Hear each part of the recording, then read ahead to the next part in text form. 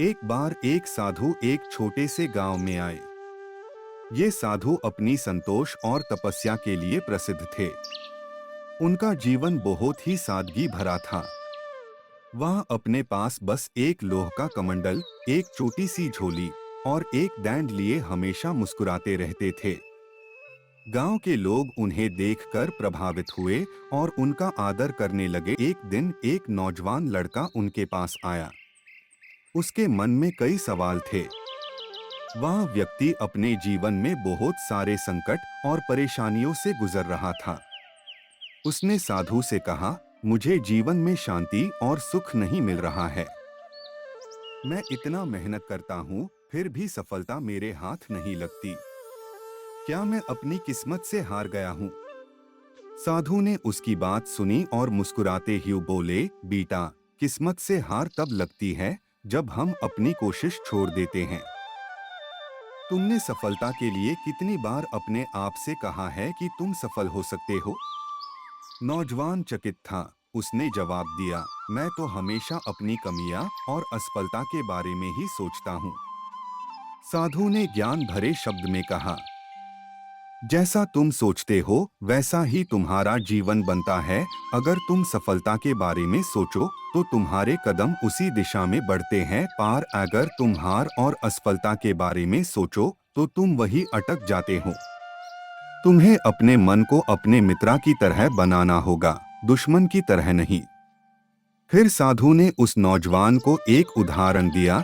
एक बार एक बाघ और एक गाय दोनों एक ही पानी के तलब पर जाते हैं। बाघ पानी को देखकर समझता है कि ये उसके शिकार के जीवन को खत्म करने का जरिया है, जबकि गाय उसे अपनी प्यास बुझाने का एक मधुर साधन समझती है।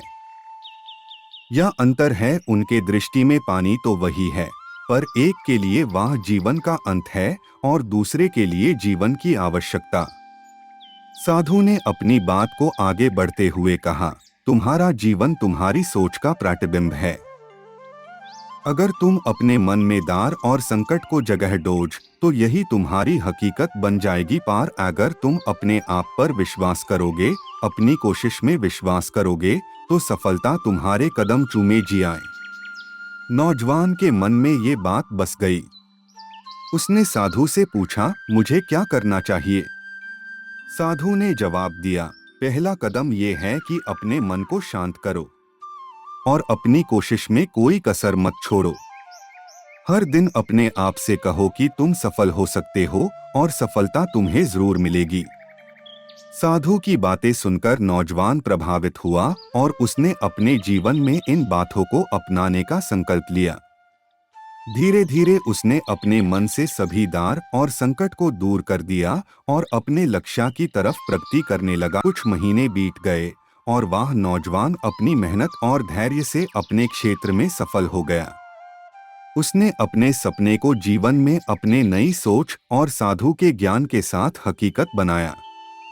उस दिन उसने समझ लिया कि जीवन में सफलता का राज अपनी सोच और